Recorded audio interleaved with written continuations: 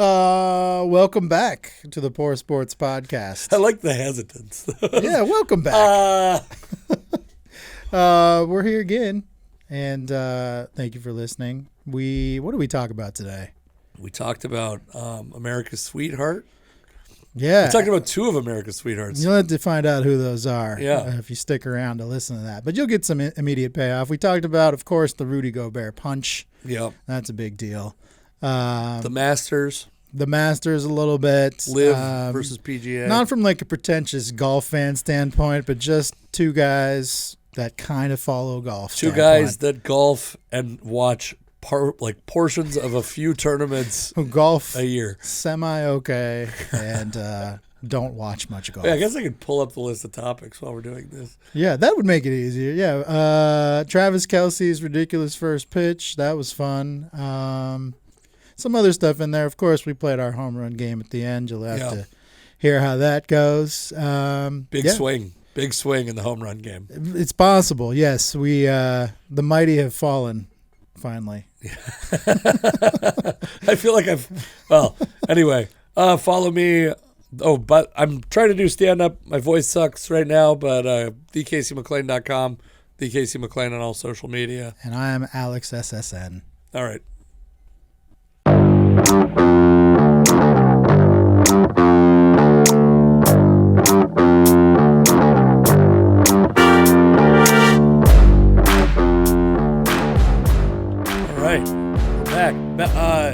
I'll address immediately. My voice is not as back as we thought it was going to be. It just keeps going away. Yeah, it's frustrating. I will admit I reached like a little bit of an emotional point with it. Have I ever told you about my what do you call it? My tonsil removal experience? You have. You've mentioned it on this podcast before. Oh yeah, I told you like day 7. Yeah. So I feel a little bit like that, where it's like I had these like 3 or 4 days. My voice was good. In that time, I did a podcast. I was like ready to do. I had a show scheduled for Saturday, so I wasn't like I was supposed to headline. I haven't done stand up in a little while. Sorry, I'm doing live like real time IT work now. This is good. Good for the pod. And my show got canceled. I was supposed to do a show at a golf course. Yeah. And apparently, well, I will say this, and I hope that the booker isn't listening, though.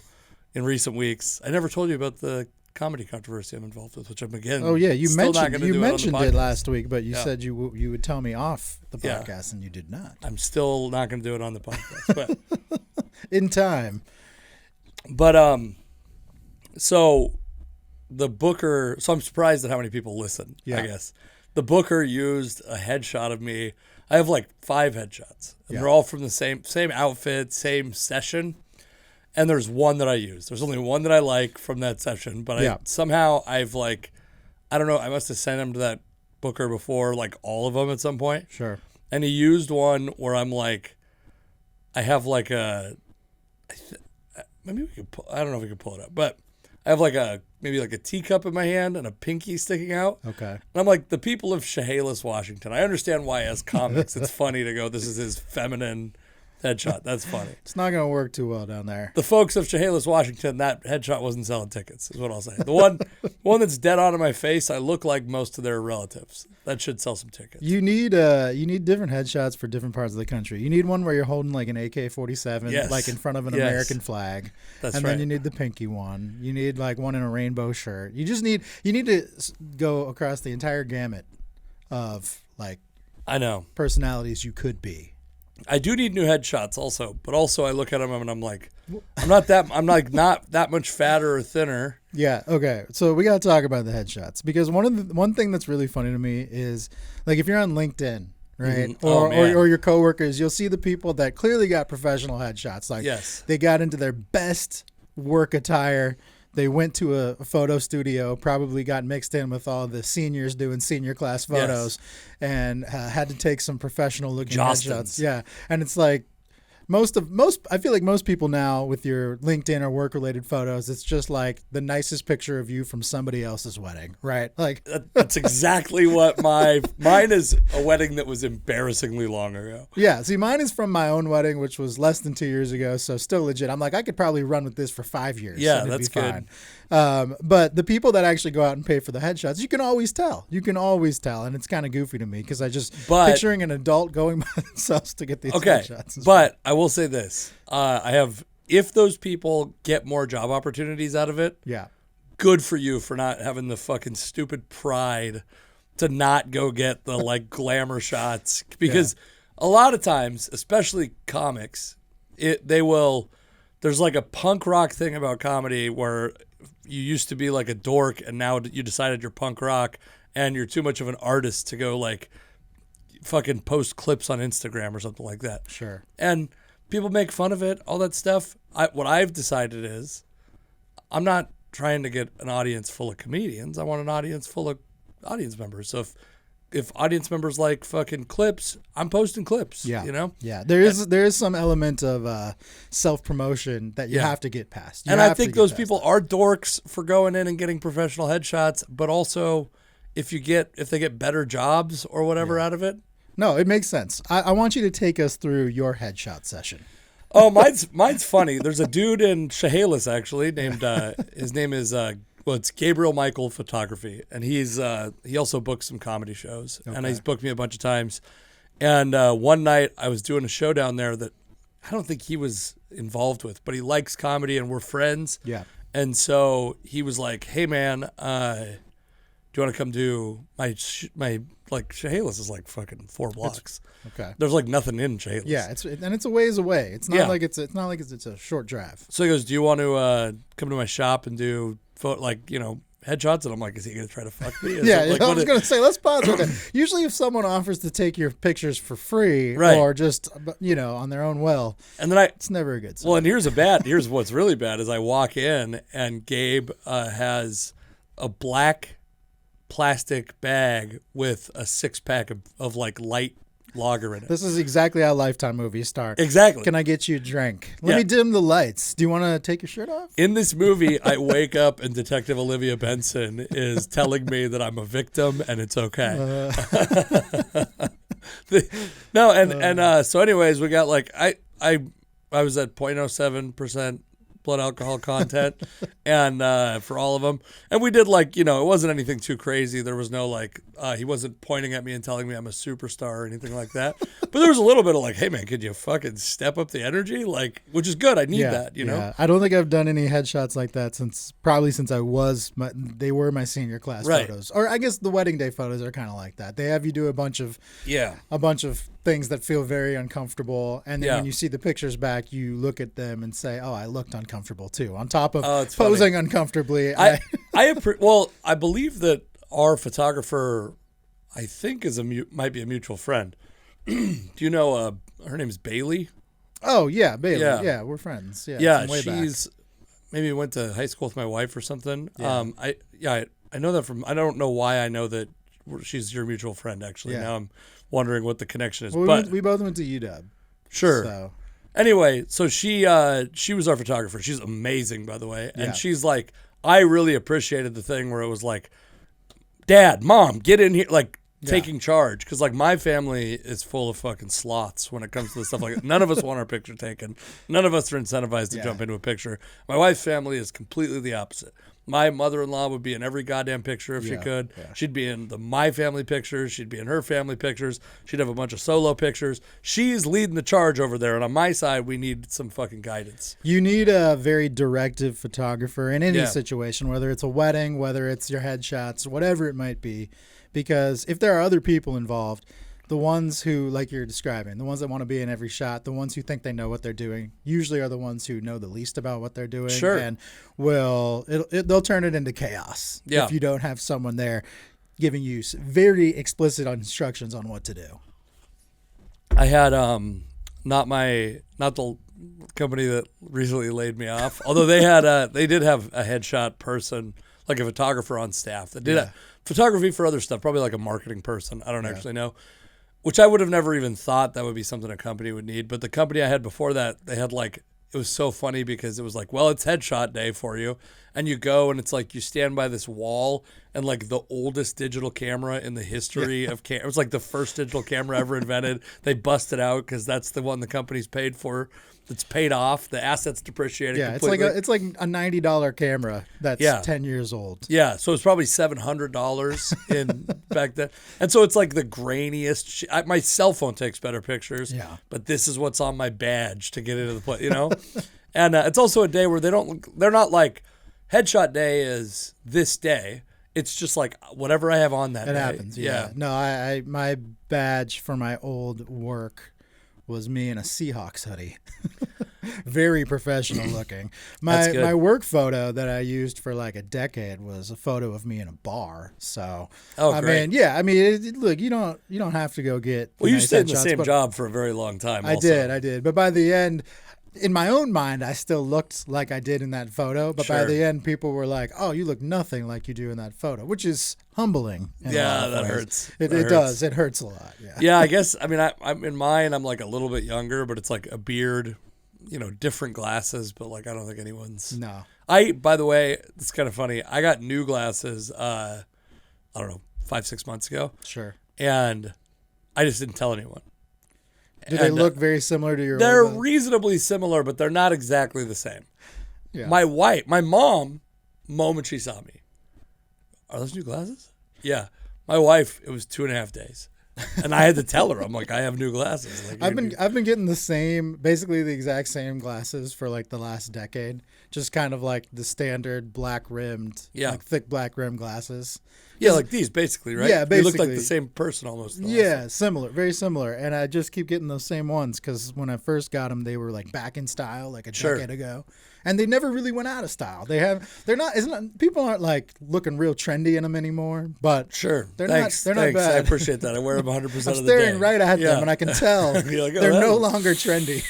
Yeah, I could tell the trend's worn off. But they work. It's not like in the '90s everybody wore like the real thin rimmed. I always think of them as like the Greg Maddux glasses. Yeah, they're the glasses that Greg Maddux always wore. There was a time where like my friend Todd Royce, a comedian, wears these the like serial killer glasses. People wore them unironically, which I feel like the one with like the extra bar up top. Yeah, and they're like big, like aviator shape, but obviously they're not sunglasses. Yeah. Do we want whiskey? No, I'm okay. Okay, fine. I was going to say we shouldn't, and then if you would have said yes, I would have drank some. But we have like a 5-6 show streak The going. sobriety thing that we've joked about now looks like it's really happening now. Yeah, we're just doing this podcast. Although I got sunburned today being outside. I was outside for like an hour with my dog and not wearing a hat. I actually got a real sunburn in Seattle, and it's not even the summertime. So I'm already red. So I could drink, and no one would even notice. Is that the reason you're not drinking? Is because you're worried about the glow? I just I gotta get up early tomorrow, and we always record late. I know. We can drink if you want to. I'm good with fuck you, Alex. Okay, it's fine. over. Nope, it's done. It's over. Yeah, so first week of unemployment, by the way. First real week. How's that going for you? My wife is too close for me to admit the truth, which is that I'm kind of enjoying it. But yeah. How does she feel about it? Has she reached the level of annoyed yet? Because that always happens at some point. I would say not annoyed. I think that she is more worried about the financial impact than I am because I'm kind of like, well, obviously certain things are going to go by the wayside a little bit. I'm not going to be putting money into a 401k while I'm unemployed. Mm-hmm. I'm going to, we're like, whatever. It's like shit shifting around to be like more affordable. But I'm like, we had a kid coming in 3 months. It was an inopportune time. I wish they would have laid me off like a month before the kid was born instead of 3 months before the kid was born. Now you have, you're kind of in limbo here. Yeah, and it's like, everybody in the world wants to hire a guy who's having a kid in 3 months. I mean, I've definitely worked with people before that got a job and then like a week later were like, by the way, in 3 weeks I'm having a kid. And hey, you got the job on your merit. There's nothing anyone can do about it. It might be pulling the wool over their eyes a little bit, but it definitely happens. I'm just saying it happens. I suspect they can't legally discriminate against me for that. No. When it comes to parental leave, no. And the only situation I guess that could be weird. This is like real interesting talk we're getting into right now. The only situation that could possibly be weird is like if you didn't get your benefits and couldn't take the parental leave right away. That would suck. Then you'd be like a Major League Baseball player. You get like a few hours with your wife who just gave birth, and then back to the job. Yeah, well, I mean, that's part of the reason I wouldn't pull the wool over their eyes is I'm going to negotiate it as part of my, negotiate some leave as part of the beginning. Because I actually changed jobs a month before my daughter was born. Yeah. And I got 6 days. I had to kind of fight for the 6th day, and it was unpaid. And 6 days, meaning my wife goes into labor, that's the start of day one. Yeah. So it was And then I feel like you'd be doing a lot of coaching at that point. Like, hey, we can get this baby out. Yeah, let's go. But anyway, so it's whatever. It's we're still gonna be fine. She's a little stressed out about it. I don't think she's annoyed yet, but also I haven't really cranked out the biggest projects that I want to do, like cleaning the garage, cleaning. Last week you told me you had projects to do. Yes. How is that gone? Some are okay. Some are making some progress. Okay, I got my I have a pickup truck that's been sitting for 9 months. I got it running. It's good to go. That's pretty good. So that will make it so I can go to the dump a bunch and all that. So yeah, they're in process, but they're not done. So I think that she will gain some appreciation when that time comes. Here's the thing about working in tech is that typically you work so infrequently while working from home, or at least I do, that at times it feels like you're unemployed. But you have a free pass to not do projects and things like that because you are, quote unquote, working. Sure. But when you no longer have that, all of a sudden you have to do all those projects. You might actually end up working harder being unemployed than being employed. At least I know I will. Oh, I will work physically significantly harder being unemployed. You're just doing more things because now you feel like I got to do this stuff or else I just am serving no purpose here. Yeah, I'm a piece of shit, and I feel like we're probably similar in the way that my preferred day would be doing nothing and just laying on the couch. I mean, it's fucked up of you to profile me, but I do like a nice couch lay. I would say I like to be productive on shit that I care about. Yeah. And so I have I've figured out some stuff. I'm going to start, hopefully my voice figures itself out. I'm going to live stream today as you listen to this probably at noon with my buddy Gabe Rutledge. I'm going to try to start live streaming a couple times a week on YouTube. We're going to bring this podcast live streaming with exclusively me wanting to do it being the reason. It's I mean, I'm not against right, it. But I mean, you're not setting up cameras and fucking, I'm trying to make it work out technically so we don't, so it's whatever good for the listener. And anyway, so I'm doing that kind of stuff, which my wife, it's a project to me, but it's not a project that she appreciates. Yeah. And then also, I'm going to get the garage cleaned. We have a guest bedroom that I'm going to convert into this podcast studio. This bedroom will become my daughter's bedroom. My other daughter will my wife, it's interesting because we had our daughter August 2019. Yeah. And my wife was like, we have to have the crib set up in her bedroom. And this is 4 months before she was born. And I'm like, she's going to sleep with us for a year in our bedroom. We don't need this thing for fucking 16 months. What are we? And she's like, no. And, not to stereotype, but around the time they're about to give birth, women start to get very they call it nesting. I'm probably a horrible misogynist for saying that. But it's the experience I had. There was suddenly a lot of stuff that needed to be done in her mind. Yeah. And I have limited capacity to argue. So I put the fucking crib together, did all that. And this time I was like, there's no way. We know what happens. We've already been through this once. There's no way she's going to be we have to have this ready months before the kid is born when we know it's a year after she's born before she's going to go up. And again, we're we got to get that room ready. And I'm I mean, we don't.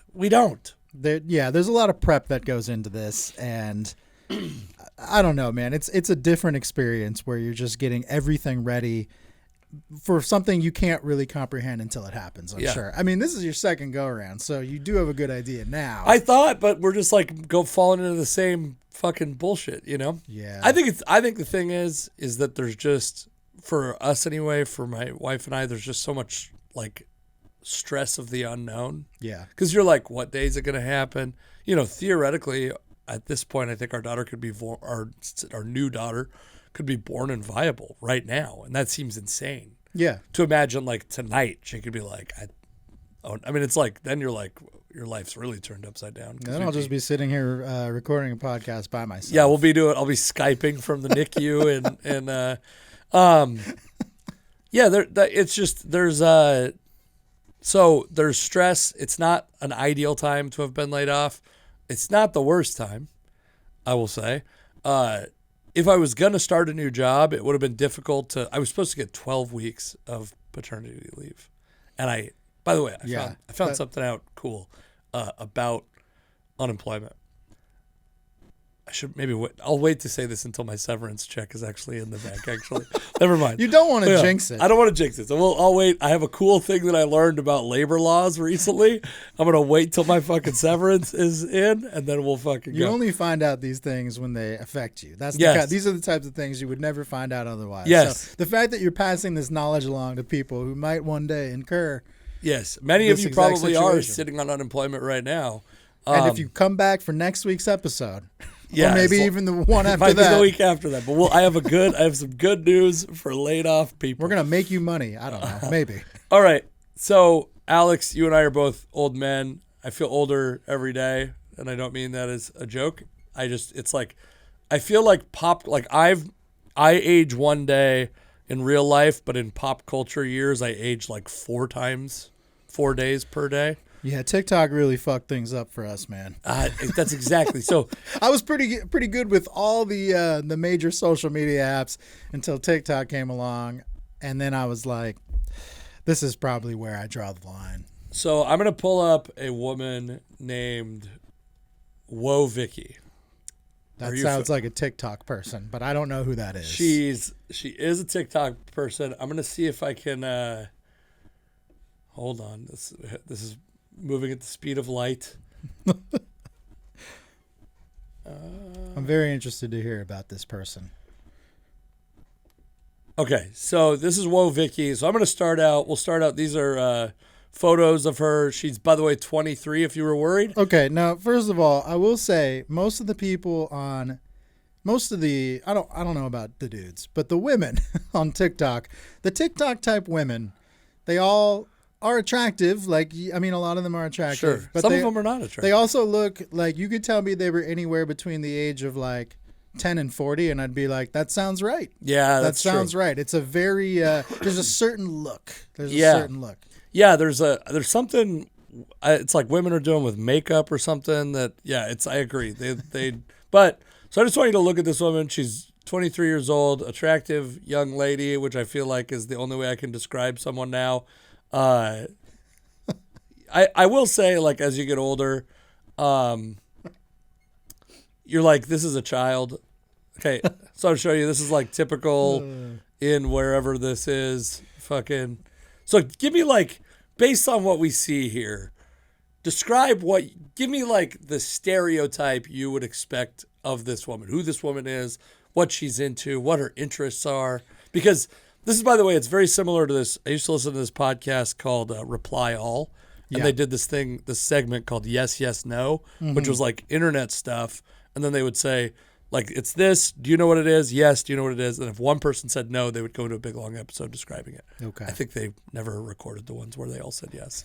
But so this is kind of this. Is like, I know who this person is because I encountered them on TikTok at some point in the pandemic. Yeah. Not like Woah Vicky and I have a relationship of some type. I saw this person. You are now Woah Casey. Yeah. This is your coming out. So tell me, like, based on what we're seeing here, describe what kind of person this is. I just watched this movie called Triangle of Sadness. And I don't know if you know this movie. Do you know the movie? No. Okay. It's this movie called Triangle of Sadness. The only reason I wanted to see it is because it was, I watched the Oscars, and it was one of those films where a couple people got nominated for Oscars in like some of the bigger categories, like Best Supporting Actor or Actress or something like that. And I try to like, I'll look into those movies. I don't watch them all, but like if they sound interesting based on the premise, I'll be like, okay, I'll make it a point to watch it. And it was streaming for free on Hulu, so I watched it. It's a wild movie. I don't know if I would call it bad or good. It's just different. It's by a European dude, and sometimes hate it already. Don't like it. It's just weird. Woody Harrelson is like the only person you would know in it. But there's like this type of person is kind of one of the people they really make fun of. They kind of make fun of. It's kind of like it's almost like a manifesto against capitalism. Sure. Against like the culture of like the TikTok influencer culture. And I love is that there are people there's got to be people in our listening audience who know who Woah Vicky is. And they're hearing you describe Woah Vicky? Yeah, I would say that Woah Vicky, based on the pictures I'm seeing here, it's exactly the pictures of the influencer type person that they're making fun of in Triangle of Sadness. These are the same types of pictures that they would come up with. Sure. So like what do you think, like what kind of music would you guess she's into? Like EDM. Gotcha. Okay, and like what would you guess like family background as far as like. See, here's the thing. When I see influencers, like, I never know what they're, like, I think I used to be able to, like, stereotype their family background. Sure. I have no clue now because there's so many of them. And to be clear, though this is a controversy around Woah Vicky, I'm not talking about race. Yeah. I'm talking about, like, would you guess, like, does she come from, like, a wealthy family? I mean, I assume a lot of these people do come from wealthy families because how else would you be able to do this? But at the same time, you can also just use the way you look to make money. I mean, that's a very common thing now. There's nothing wrong with that. You got to do what you got to do to make money. So I would say without any knowledge, maybe she came from a wealthy family, but you know, she has a certain look that she could make money off of. So she could be self-made for all I know. Her bio does says Jesus is king. So it looks like actually at the beginning when I was looking at this originally, so, hold on, before we go. I don't want to give it away too much yet. I think I got it. Imagine if, did you see what it said? I saw it. Okay, we'll just watch it. Because this is, I don't think, my point is, you don't know who Woah Vicky is. I'm going to guess you're going to be surprised at her cadence. Okay, sure. All right. Oh wait, hold on, folks. How embarrassing! What am I doing wrong here? This is the type of media fodder that is perfect for us. Yes. I can already tell based on what I'm looking at here. I feel like he needs Jesus. Okay. What you think about Lil Nas X? I feel like he needs Jesus. What about Lil Uzi? He needs Jesus too. They both definitely sold their soul. I wanted to say this about Lil Nas X. I got a few friends that went to school with him, and they said he was never gay. So Are you serious? So I know for a fact, like, what he doing is because, like, they told him, like, you got to do this now. Okay, so I'm allowed to say controversial things that you might not be allowed to say. Okay. I gotta expect that you didn't expect she was doing, like, an offensive stereotype of a like elderly black man as a voice.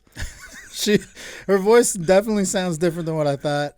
Now I would say ethnically she is she's ambiguous, which is I a lot of people say I can be ethnically ambiguous. Sure. In the summertime. You lean into the whiteness. Into the whiteness. She well, when it's convenient. You feel like he's not really gay? I feel like ain't nobody really gay. In Jesus' name, amen. It's getting popularity, getting you money, getting you views. So it's like selling yourself. Like you do this, you going with whoop. So what do you? Yeah, I mean that's like she's like E40. It's like fucking E40 is in a 23-year-old influencer's body. So Woah Vicky is a rapper who her Instagram looks like a basic white lady Influencer. Yeah, She looks like every other influencer. yes, Yeah. She's from Florida, I assume. She's from Georgia, I believe. I don't. Okay. This isn't her podcast. Close enough. We in Miami is the podcast. Yeah. By the way, 2 white parents, claims to be black, loudly, proudly uses the N-word. Apparently. Wow. And sees everything through the lens of Jesus. Apparently, of course, too. one must. It's a lot. It's a lot to consume. Are you familiar with the rapper Bad Baby? Yes. Cash Me Outside. Yeah. So she and this lady, Woah Vicky. Are they friends? they are enemies. They have rat beef. Because there can only be one. Yeah, and that's there are right. two of them right now. They are the same person. In the entertainment industry. Like, it's just demonic. The industry, it's like you have to do certain things to get that. So I believe he had to do certain things to get where he's going. And like, the certain things is you got to do this and lead people this way and lead people that way. Okay, so first off, Lil Nas X. So this is Woah Vicky. Says like Lil Nas X isn't even actually gay. He's just being gay for the sake of popularity. Because, historically, hip hop has been very accepting to gay people and has really lifted gay people up. That's the history of hip hop that I'm aware of. There's two things she said. One, she said she knew people that went to high school with him that claim he wasn't gay. A lot of people don't come out until later. So that's of course. already weird. But then she said no one can be gay in Jesus' name. Which is an interesting That's an interesting way of looking at the world. Now I don't know what is gay and what is not, according to her. I think it's going to be here. Lil Nas X tweeted when he came on. Oh, come on. Don't make me subscribe, whatever fucking website this is. I like how the first link for Lil Nas X news comes from the Washington Post, a very prestigious publication, and you wouldn't expect it to be there. He might have deleted the tweet by now, but he had like the funniest ever way of coming out. It was just like, I guess I'm gay or something like that. It was like the funniest way of coming out I've ever seen. So first off, a couple things. If Ron DeSantis was saying this, I mean, this is like way worse than what's in a Ron DeSantis bill. See, this is why I really thought she was from Florida, because this kind of thing in Florida is like you can say whatever you want, do whatever you want. No one even seems to care. Yes. You have to do some crazy, crazy shit in Florida to get attention. So Yeah. I can only imagine if she was from there what she would have to do. Yeah. But if she's from Georgia, that's close enough. It's close. There's a line that separates them. There's I've a heard. line and a band. A band that stands there and greets you. They play you into Florida, into or both into Florida Georgia. and Georgia. It's a lot of work. They got to go both ways. But so another thing about this lady that I like, or that's funny to me, interesting to me, is there's nothing. Okay. Rachel Dolezal. Okay. Listen, Left this turn. woman, she did claim to be black, pretended to be black, whatever. I understand that's unacceptable for a variety of reasons. But this woman devoted her life to the furthering black causes. She became the Spokane chapter president of the NAACP. My black uncle, who we've talked about, is from Spokane. My friend Greg Beechler is from Spokane. He's a black man. Harry Riley, another comedian that I'm friends with from Spokane. Let me tell you, that's not a popular position. The NAACP chapter president is not like the PTA president in Spokane, Washington. Yeah, I mean, okay? For people who don't know the Rachel Dolezal story, at the time when it happened, it was nuts. This was the first person to be like, I identify as something that I am 100% not. Yeah. And everybody freaked out about that. But you're right. She wasn't doing anything bad. I believe she was teaching African American studies. She was advancing the cause. It's like she was having sex with black men. That's pretty fucking nice. That's one of the nicest things you could do for somebody. She's got black children, which shout out to her for that. But she also had obviously a crisis as she lost her career. She lost her career. Rachel Dolezal lost her career. What does she even do now? Well, I'm going to tell you. Oh, okay. Woah Vicky's got 3.5 million followers or some shit on Instagram, and Rachel Dolezal is doing fucking OnlyFans under she has an African name now. Oh. Rachel Dolezal does. So she's just doubled down. And so listen, let me tell you this. I've never seen. So Woah Vicky also has an OnlyFans, but I'll tell you, I've never been on the OnlyFans. Of course not. Website. Of course you haven't. I mean, I understand the fun joke you're making. I wonder if this is actually recording. What is going on with this fucking device? I think we might be losing video here. This might be. Hold on. Let's just for the sake of posterity, let's get this fucking thing recording. We might have to put some. I don't want to lose the brilliant. Just put a static photo of us. Yeah, what are we doing here? It's okay. Audio-wise, if you've just been listening to this on Spotify or Apple, nothing has changed. Yeah, what a fucking... In fact, some might say it's even better. Yeah. Without our images up there. All right, so... Well, now I need to fucking get an... God damn it, fucking technology. Why did you do this to me? Sorry. I'm sorry, everybody. It's okay. You were going somewhere with the OnlyFans sites you know nothing about. Of course, I know nothing about them. So anyway, Rachel Dolezal does all this stuff with she does this 4 people. She's trying to help people. Yeah. She then starts this OnlyFans page, and again, I truly have not been to either her or Woah Vicky's pages. Thank you. I need you to believe me for this. But she goes to these, my understanding is Rachel Dolezal is a woman of the people on OnlyFans. She's giving out many gifts to folks on OnlyFans. She'll do whatever. What I did do is I watched a review on YouTube of Woah Vicky's, which I didn't know that was such a thing, but there's a review of Woah Vicky's OnlyFans. This man was very disappointed that it mirrored exactly her Instagram. You can get all these photos. Not nude enough. Not nude what you're enough, saying? Yeah. And so all I want to say is, listen, I think we were too hard on Rachel Dolezal, and we should give Rachel Dolezal all of Woah Vicky's social clout. Yeah, I mean, if you're pitting one against the other, I would say, just based on everything I've learned in the last 5 minutes about Woah Vicky, yeah, I am probably more sympathetic to Rachel Dolezal. Yeah, I think. But the bar is not. It's fair. Not a high bar. It's fair. Listen, we all make mistakes, Alex. Some of them are. Some of them are, like I fucking forgot to charge the battery in my lawnmower. I have an electric lawnmower. I do too. Yeah. I do too. We're very eco-friendly yes. around these parts. Yes. It's also like way quieter. I don't have to go to the gas station. Yeah, the gas part of it seems stupid. It's, I think, more reliable. I will say, as a half Japanese man. Thank you. Finally weighing in. Using the race card. Some of the people that further Japanese culture more than any others are white guys with a Japanese fetish. There are a lot of those guys. In fact, I remember watching The Office. They make fun of that stereotype multiple times, in fact. And those guys, look, they're not hurting anybody. They just further the culture for everyone because I don't know. They like ninja stuff or they like Asian women. I don't know what it is that they really like, but they're doing the work, so I don't have to. Yeah. I have a friend who dates exclusively Asian women, which I imagine you've encountered these folks in your life. I've encountered a few of these men in my life.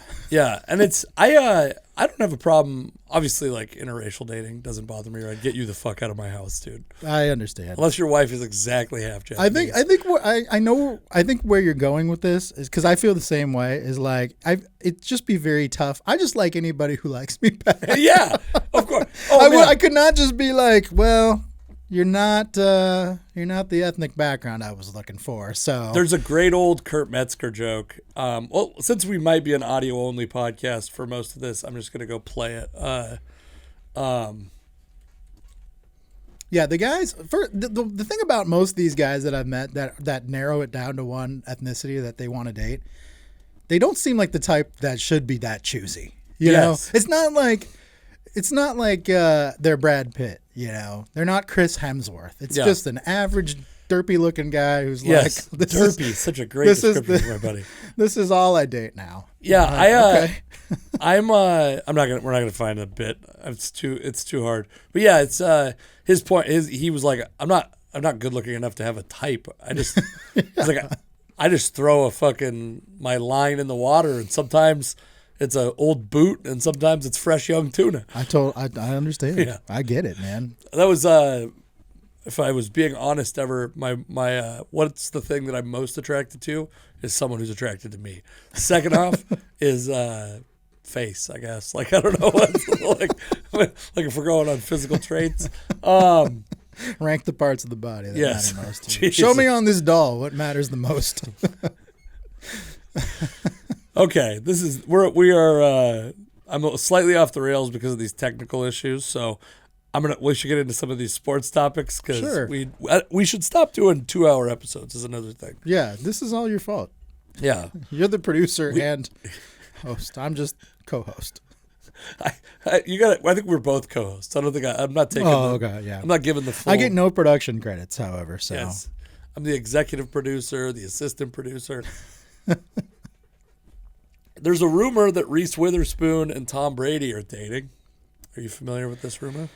This is one of those rumors you beat me to. I feel like I'm usually up on this sort of thing, but I haven't seen this one. All right, let's see if we can get some. Reece Witherspoon is like America's sweetheart, and Tom Brady is not. Okay, They're both good-looking people. They both say it's a lie. I guess I guess the question is though, okay? He's kind of like America's varsity quarterback, though. You know what I mean? Like they do. I think they make a handsome couple if they are in fact a couple. Yeah. They claim and also, to not be. with two celebrities, 100% of the time, the first thing they do when rumors of them dating come out, they deny. Yes. Aren't you proud of each other? Like, why are you so embarrassed to be? I got to with each imagine it's that Reece Witherspoon is not like Tom Brady and Giselle both went from dating age appropriate or went from being married to an age appropriate spouse to like way younger. Wasn't Giselle's? I think Tom Brady's lady was like 26, and I don't know. He was married to. I don't know if he was married to her, but he had a baby with Bridget Moynihan. But I believe she's actually like a year older than him. Okay, but it wasn't like this all happened like at a time when they were close enough in age. I think that it's reasonable. No. What I'm saying is the post Giselle, he was seen with a woman like dating who was like very young. Yeah. So he's the rebound like, girl. You got to have your rebound in between this. Now he's serious again, so he's going to Reece Witherspoon. Yeah, he's like this person. Everyone will take her seriously. I can go places with her. And the other thing it might proud. do is make everybody hate Reece. Have you ever seen? I believe it's Reece Witherspoon. The video of her drunk. Have you ever seen this video? I imagine she's just like a monster. Okay, we gotta pause this so I can figure out this video shit, and then we'll get back into it. All the porn. Okay, so it says it's recording. Okay. That's usually the backup plan. Is that thing, but okay. So I'm gonna see if I can find the video of drunk Reece Witherspoon.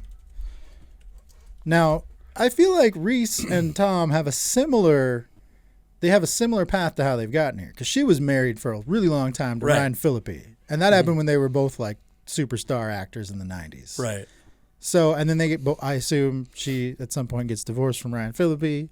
He gets divorced from Giselle. They probably have a lot of common ground. Is that who she got divorced from? Right? No, because she's with some dude named Jim.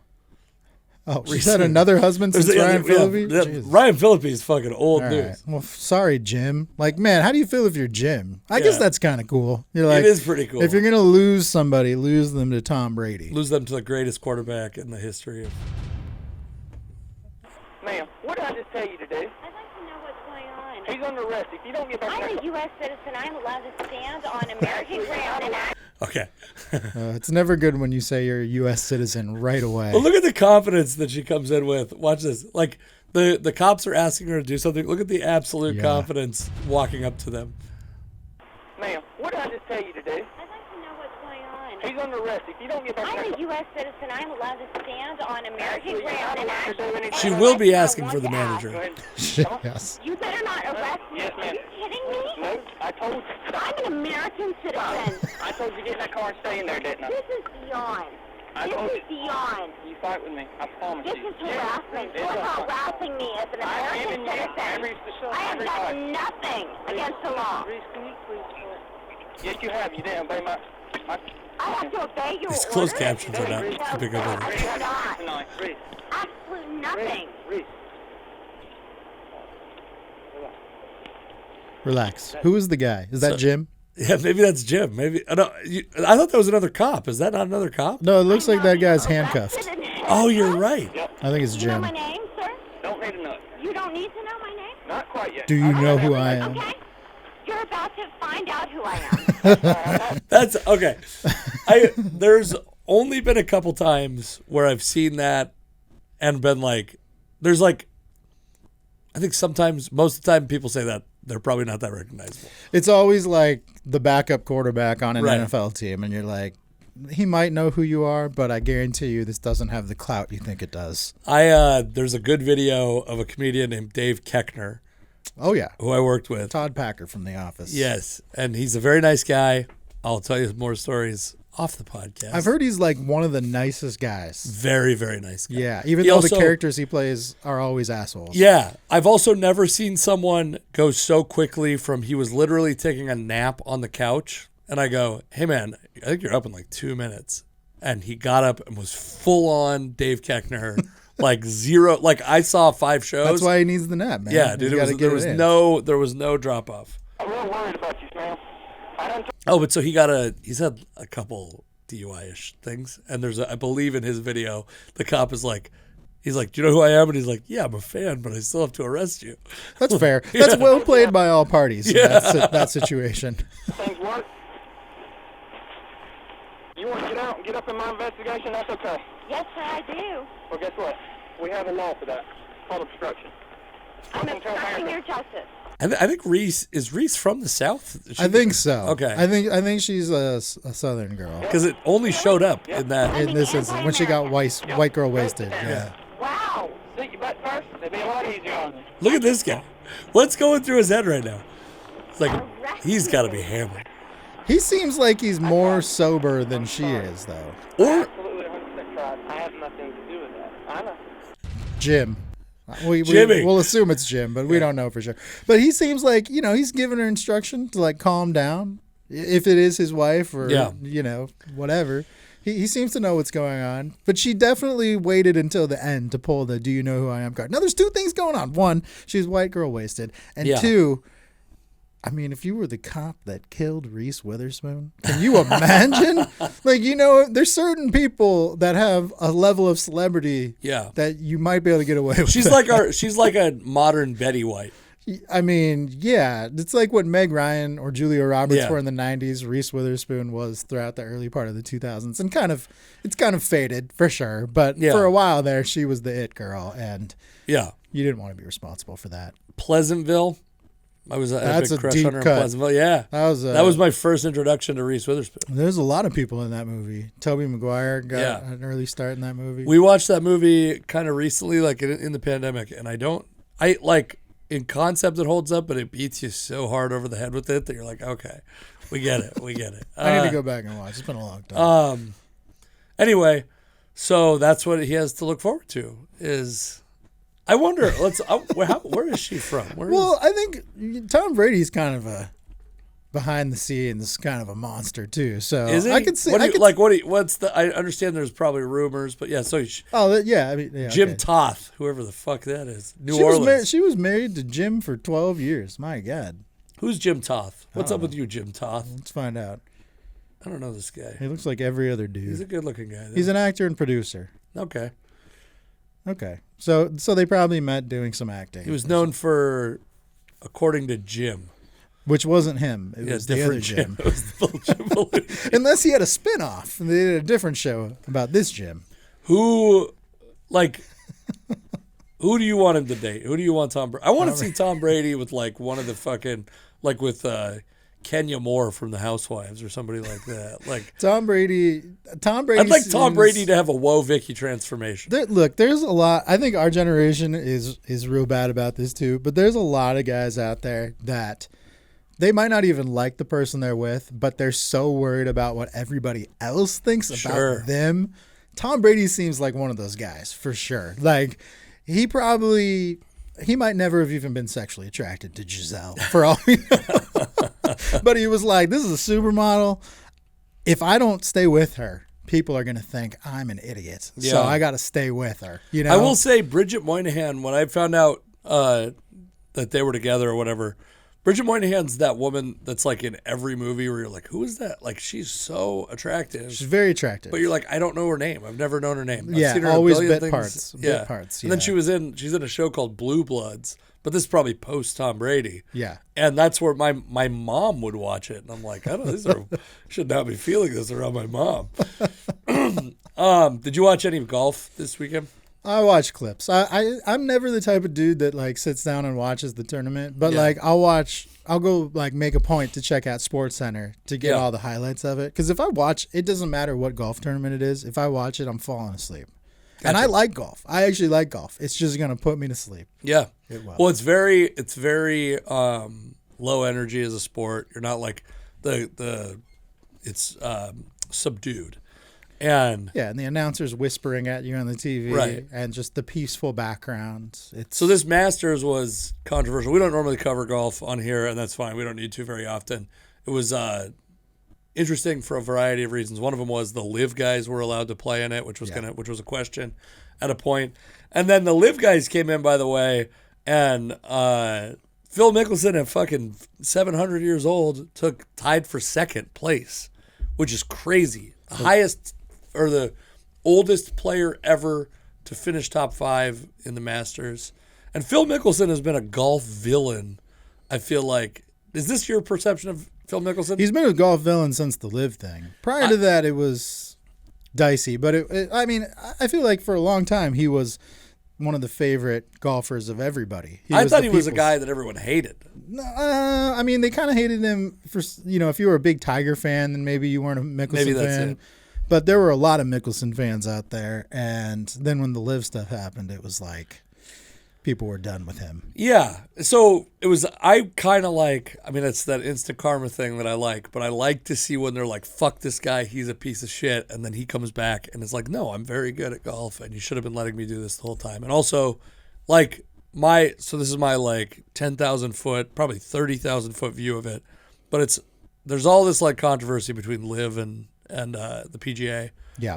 But there's no doubt in my mind that the PGA players are benefiting financially from the fact that the live guys are pushing. It's like, this is like old, like it's unheard of in the PGA. It's like old ABA, NBA shit. Like this is from the 70s. The live stuff, you need to look it up if you don't know why it's so bad. Sure. But I also understand in this situation that both sides are in the right too. And here's what I mean by that.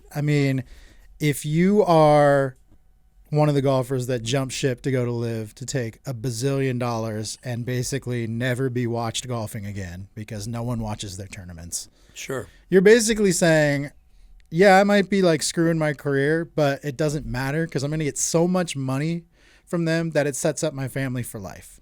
Phil Mickelson made $80 million in his career before he went to live, and I think they gave him $200 million. Yeah, they gave him enough money so that he'll be good for life. His children will be good. Their children will be good. Probably their children will be good. That's how much money these guys are making from this, which I understand why you would do that as an individual without thinking of the social ramifications of what you're doing. Yeah. And at the same time, I understand why people are mad at them because they're basically taking blood money. I don't want to get into an argument about whether the Saudi government is worse. It's a lot. It's a deep conversation. Sure, but one thing that I'll say is we don't have the expectation that players are going to have like this moral vetting process from who they take money from. Because if you really go through it, like any consumer good, especially the ones that are advertising there, fucking Mercedes, Nike, go down the list. Yeah. You got child labor things, labor conditions problems. You got fucking Mercedes is literally making vehicles for the Nazis. Like, where do you draw the line? Yeah. Like, what? No, it's true. There's always going to be a moral dilemma when you're making the amount of money that pro athletes like that are making. Right. I think the difference with the live tour guys versus, some baseball players taking a big contract from a team is there's a more direct pipeline. Like the Saudi government they basically created the live golf tour knowing they would never make any money off it. Sure. They're using it as a marketing vehicle to make themselves look better and distract everybody in the nation from all the atrocities they commit. Now I'm not saying like that's right or wrong. That's just what they've done. And so I understand why people are very upset about that. I think the argument, I've heard a lot of people, like the people that seem really, really mad about like the live tour even existing or like the golfers that went there, they're upset because it like personally affected them because they love watching golf and now the PGA Tour is not as good to watch. So it's like you're mad because it hurts you, not because of all these people that are hurt by it. Yeah, what would be a good example of this might be like I mean, it's really like you have to go to like the WNBA. There's players that they play on international teams because they make more money. Like for a lot of the players that play in the WNBA, they play in a league in Russia, or that's like why Brittany Griner was over there. Yeah. They play in a league in a European country where they make more money than in the United States. And again, that's like a thing. Like, why are we cool with, like, again, where do you draw the line? These live golfers go do this. These WNBA players go play in Russia. Why is that okay? Well, I mean, I know it's not as much money. That's like one of the reasons. For sure. No, but it's everyone has they have to make a living. They have to survive. And I get it. There are people that say these guys were making plenty of money on the PGA Tour. They didn't need to go get this much more somewhere else, from a questionable source. Yeah. But I mean, at the same time, there's a big difference between you living a good life, you and your spouse living a good life, versus you and the next 3 generations of your family living a great life because of something you did. And that means a lot. We all see things through the lens of how they affect us, on both sides. And both sides of this argument. This is why initially I said I can see why both sides think they're in the right here. Because as an individual, you think, hey, I'm due for the people that depend on me, love and care about me the most, that I feel strongly about, I'm setting them up to live their best lives forever. So you probably feel great. That's what we all want to do. That's the goal. That's why we all go to work every day. Some of us. Damn, God damn. Ouch. I feel like that whole fucking diatribe was just to get to that. I was not trying to go for that. Jesus. You're doing the home project. Yeah, okay. Tell my wife, please. But at the same time, the people that are like, I don't want you taking that blood money. Yeah. It's like, okay, you might say it's because you care about the people who have had all these heinous things done to them by the Saudi government. And I'm sure you do, because at some level, we all care. At some level, we all care. But you really care because your golf viewing experience has been diluted. Yeah, well, that's probably why you really care. But even the PGA guys that are like beefing with those guys, to me, it's like you are benefiting, especially, by the way, the guys at the lower levels, because now there's like a minimum salary, basically. Like it used to be independent contractor, you're living off of endorsements and like winnings. Yeah, I think that's one thing, with golf especially, that a lot of people don't realize. And it's like, it's kind of the same with like minor leaguers in really any sport. Baseball's a great example, but even like minor league basketball players or semi-pro football players, like pro golfers at the lower levels or pro golfers at the very, very bottom of the leaderboards, they just don't make any money. And they're funding their own way a lot of times because they don't have a lot of sponsorships. They're basically is as close to like paying to play as you can get. Yeah. And I think the other thing is, it's kind of like when people will be like, well, these players, they make too much money. And it's like, I get that sentiment, but it's like that money doesn't just not get paid to somebody. Yeah. The owner takes it if the players don't take it. So for me, I'd rather, especially in like an uncapped sport like baseball, or, there's no cap in live golf. Yeah, definitely no cap there. But like, I don't know, I guess like, would we rather the Saudi government has this money or Mercedes has this money or whatever I don't know. And I mean, the argument against the live tour in general is like, okay, I get it. The Saudis are kind of like using this as like one way to make themselves look better in the eyes of people around the globe. But if you're like, even the least informed people out there are not going to be like, you know who I really like? The Saudis. You know why? Because of this shitty secondhand golf tour that I've really gotten into. Well, it is kind of interesting though, because the guys that fucking, and the other thing is, people were saying that they'd struggle because they've been playing 54 hole. This is, by the way, that's the biggest. They're not playing 54 holes. They're playing 54 competitive holes and a bunch of fucking practice rounds and golf all the time. Like these guys, this idea that these guys don't have the stamina to play 72 competitive holes is asinine. And if you know golfers, like, I'm not saying like pro golfers, but just like people that really love to golf, they really, really love to golf. Sure. They would literally golf 1,000 holes in a day if it was feasible. I think what they're saying is not like they don't want to golf more. It's that they don't have they'll be bad by right. the time. But like Phil Mickelson shot a 65 in his final round. Like that's bullshit. Did you see though? So the weather was bad. There was like some delays. here was trees fell on the course. I saw that. Yes. Well, no one was hurt. Yeah. Literally, there's a guy or a person, I don't know if it's a man or a woman, trees fall on either side of that person. Yeah. Pretty impressive. Yeah. Also, you're like, that's fucking scary. And then they're just like, we're playing. Like, I'd be like, we've shut this thing down for when the tiles fell from the ceiling of the Kingdom, shut it down. You know what I mean? That's a good example. It's very similar. But with trees, it's like, more might come down or they might not. Who knows? I mean, I guess if someone had been hurt, maybe we'd be, they probably shut it down if someone gets hurt. When they checked out the situation and they're like, wow, we got incredibly lucky here. Yeah. They were like, well, let's just keep going. What are we going to do? And then I think the last day it was fine. John Rahm won. I don't really have any I had him in a pool thing that I fucking, that's all my positive. He has a very short backswing that makes me know that you don't have to have a long backswing to hit the ball hard. Oh, yeah. Okay. So we talked about this in an earlier. Oh, no. The Travis Kelce threw out a first pitch, and it seems to have been scrubbed from the internet. He probably made a request. You know where we probably need to find. Also, Jesus, that's us. That's no good for anybody. It got scrubbed from the internet because Travis Kelce is in the pocket. Oh boy. Okay.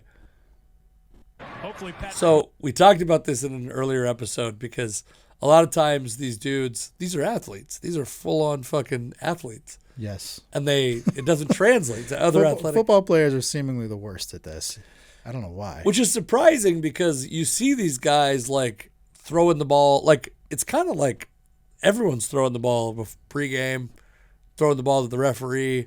Like Travis Kelce's probably, I wonder, does he just fucking. Well, and you always assume that like a pro football player he grew up throwing balls. Mm-hmm. Like as like when we're kids, you play whatever sport is in the moment, right? Maybe like he just spikes it to the referee every time. Maybe never. Also, these guys always warm up before their ceremonial first pitches. This is against the Mariners. I mean, the Mariners were playing here that day. Right. The Mariners in Cleveland, right? Lessons before today. Also, he must be from Cleveland.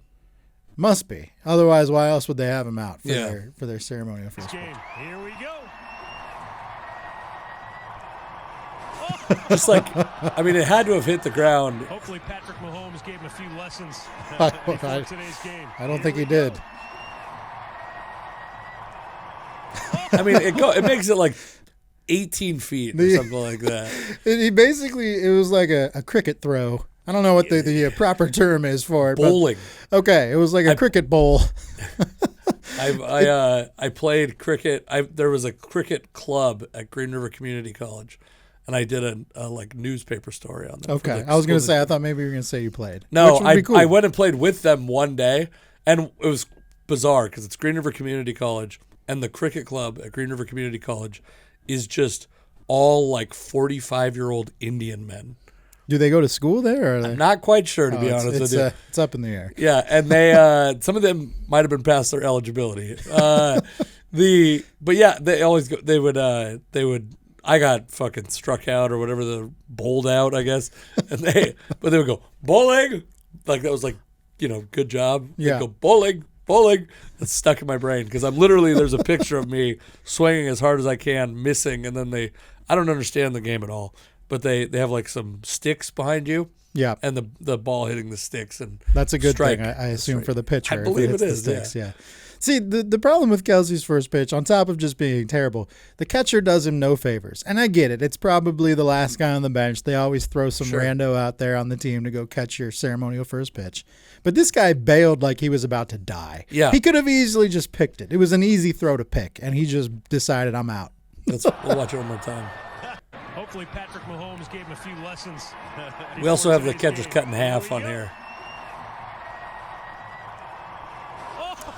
Oh yeah, that is not an the catcher bails, and it's just like some relief pitcher. Right. It's still wild to me that Major League Baseball teams are like they're gonna send an actual player on the team out there to go catch a ball from some slappy, and you have no idea what this guy is going to bring. Because I always think about, like, if I ever throw a ceremonial first pitch as someone who's played a lot of baseball and can throw, I'm going to bring it. Yeah. I'm going to bring it. It'll be like 70 miles an hour if I go full out. I don't think you're hitting 70. The idea will be there. Sure. And I'm going to, like, wind up and throw the It'll thing. be a sweaty 64. Exactly. That's what's on this ball? Vaseline? And Kelsey kind of tried to do that. It just went poorly. Like, he was going to throw that thing hard. He just threw it into the ground. I know. I've never been asked to throw out a first pitch for any reason. Maybe this podcast will get us there. I imagine I would put it into the backstop. You'd be amped. Because I'd be amped, but two, that was always my miss. Like when in warm-ups, I'd throw balls over guys' heads all the time. The guys who are like nobodies, it's like the Mariners always do a sponsor first pitch and a ceremonial first pitch, and the sponsor is like, here's some sales manager from Boeing that's here to represent. We paid a lot of money. Yeah, exactly. We gave them a lot of money, and they sent this guy to us. It's always funny to me that the nobody guys are the ones who go out there and act like they're too cool for school on the ceremonial first pitch. They go out, they kind of do the little trot out there. They wave to the crowd like anyone gives a shit. And they go out, and they a lot of times they don't even go to the full rubber. But whether they go to the rubber or not, they just wind up and do like the perfect little lob. And it's like, dude, this is your one chance. Like, enjoy it. At least pretend like you're having a good time and like this isn't some obligation. I was thinking about this kind of idea of something like that while I was watching the Masters, actually, because what I wonder is when you watch like Augusta's an incredibly exclusive country club, and I got to imagine, like me, I'm mesmerized by the idea of like Tiger Woods. Holy fuck, Tiger Woods. And there's got to be, and Tiger Woods, obviously, there's like a racial component to this that I'm not even talking about. John Rahm, like, holy fuck, John Rahm. You got to imagine there's guys there that are rich enough and accomplished enough that they're like, oh, the fucking PGA's here again this week. I can't play my fucking golf course. I pay thousands of dollars a year, and these fucking athletes come and ruin it for them, It's got to be like, for some of them, they're so rich and fucking jaded that they're like, oh, these guys are annoying. That's how you end up like Reece Witherspoon getting arrested, pulling the "Do you know who I am?" That was a good callback. I thought so. Blake. Well, first off, I want to look at this. I don't know what. Yes, by the way, I typed one. this. I typed OBJ ties for second because he got signed. I don't want to talk about it anymore. But he got signed. He's fucking in. He tied. What did he tie? I don't know. I don't know what I fucking was typing.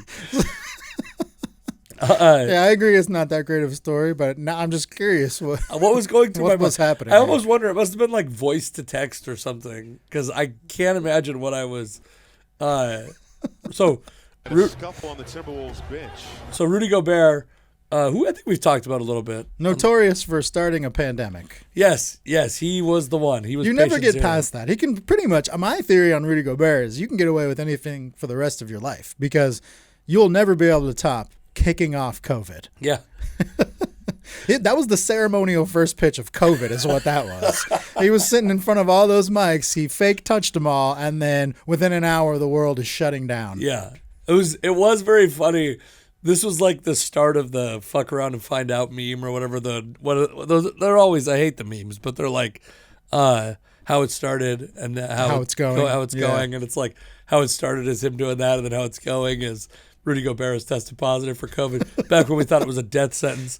Yeah, dude, I'll never forget. Like, obviously, anyone who lived through that is always going to remember the pandemic. But I'll never forget that in like a 2-hour span, I'm sitting at a basketball game in Vegas, and we go from the Rudy Gobert thing. We all see the video. We're like, oh, shit, that's not good. Yeah. That's not good. And then like an hour later, Tom Hanks has COVID, and you're like, my God, this disease is coming for the best of us right off the bat. It hasn't even like worked its way up through the minor leagues. It's going straight to the pros. Yeah, that was always like, I mean, this stuff's been hashed out a billion times, but when the NBA shut down and MLS shut down, I remember I was like, MLS shut down, and I was like, oh, fuck, that's bad. And then the NBA shut down, and I literally went on Costco.com and ordered 6, this is where my brain goes, 6 2-packs of Jif peanut butter. Because they were like, we could be looking at food shortages. And I'm like, literally, I can survive off this for months. But that, like, they're using a peanut butter-like substance in Africa to cure starvation. This is where I get this idea from. So I'm like, we can fucking live off of this. If everyone else is getting toilet paper, and you're like, I'm plugging that hole up with peanuts. They zig, you zag. I don't know if peanuts make you shit or not, actually.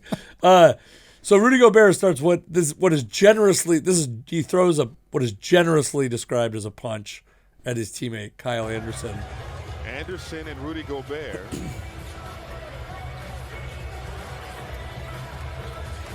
Oh, okay. I watched it. I'll take it back. I watched it on my phone the first time. It's more of a punch than I thought. It's as good of a punch as a 7'2" guy or whatever he is can deliver. He's got a lot of reach, though. I mean, he reached across the entire team huddle to punch. Yeah, I will say when I watched this on my phone, I was like, this is not something to be kicked out, like sent home for. But I take it back. It's the whole time prior to throwing the punch. Now, I'm sure if you haven't seen the punch yet, I mean, it's everywhere. But he's being held by a handler the entire time. And it's not like, I don't think that's an assistant coach. It looks like a woman. It just looks like someone who's associated with the team. And she's literally holding his arm because she knows he wants to punch. Yeah. And she's doing everything she can to stop him. And then he does it anyway. Yeah. When was the last time you were in a fight? I mean, when I was a kid, I guess. Yeah. I don't. It was 3 weeks ago. Yeah, I don't foresee it happening anytime soon. Hopefully. I was in 7th grade. Last time I was on a real fight. I will say I got into a scuffle with one of my friends several years ago.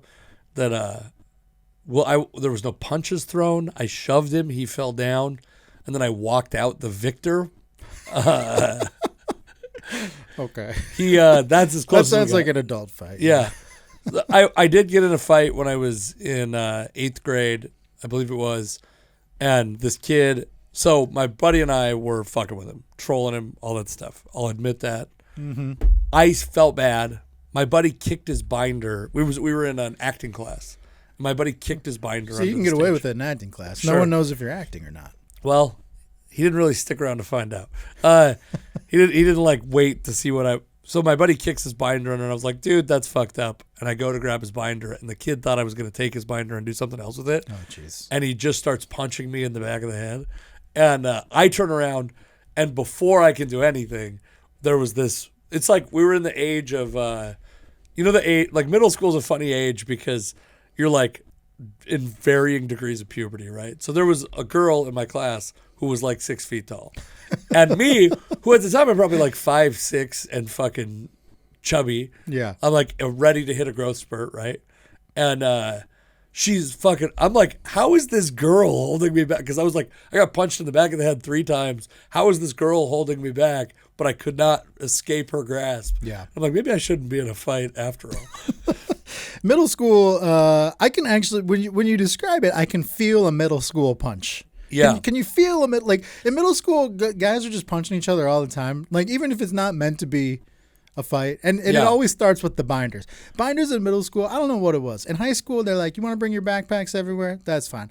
In middle school, they're like, you need to use your locker like a responsible citizen, which means you're carrying a binder everywhere you go. And the rookie mistake that every kid makes is you don't have like a trapper keeper or something that keeps all your stuff inside the binder. You have just like an old school like open. A Mead, I think was the brand. Yeah, you have like an old school 3-ring binder, and if someone knocks that out of your hands, papers are everywhere. It's a disaster. You're definitely going to be late to class. Yeah. And everyone loved to play the knock the binder game out of the kids' hands in middle school. Everyone did it. So it resulted in a lot of like fights and punching, all because these people wouldn't let you bring your backpack to class. I will say my memory of being punched in the back of the head. I've been punched. Like I had a friend who I think I've mentioned him on a previous episode actually, but it was the guy that broke the window in Canada. Yeah, he very very thin guy, like 6 foot tall, 120 pounds. And I was like, you're a pussy. Punch me in the face. Surprise me. You can't hurt me, which is not a smart thing to do. And he did. He caught me off guard when my like mouth open, punched me in the jaw. And I will say, I never was like dazed or anything like that, but it hurt. Like it was not. You don't want to get punched in the face, man. It was a bad choice. Yeah, no. I was very young. I mean, not young enough for that to be a smart choice, but when I was getting hit in the back of the head, I do remember thinking, this doesn't hurt as bad as I expected it would. No, I mean, like, and that's kind of what I'm saying about a middle school punch. It's never a crippling blow, right? Because even though like kids are in various growth stages, there's nobody who knows what they're doing. There's no 11-year-old that's been trained in MMA yet. The worst case scenario you'll come across is like a karate fucking I don't even blue belt. I don't know what the belt system is in karate, but you're like, these aren't going to be applicable fight moves for the. No. Yeah. If you throw a kick at me, I'm grabbing your leg, and then it's going to look awkward. Okay. So I think the last thing I want to talk about before we. This is just a level of wealth that I find. So Blake's driving a. Okay. So this is, by the way, I'll start with this. This is on the Part of My Take podcast. I know. In the same way that people hate Live Golf, people hate Barstool Sports. I'm agnostic. I don't watch anything of theirs regularly. This got sent to me. I thought it was funny. By the way, if you have shit you want us to watch and laugh about on here, do send us stuff on social media. Because a buddy, I think probably a mutual friend of ours, or at least someone who follows us both, sent me something. If we didn't have enough topics, go over this. And Doug, we will be watching the thing you sent me at some point. We had enough topics this time, but you were right to send it to me. We will be watching it. I mean, we're easily entertained, so yeah, you can literally send us anything. Yeah, it's the Casey McLean, Alex SSN. Send us send it in DMs, send it in at replies or at mentions or whatever. Do whatever you have to. We will watch. If it's funny, we will watch it.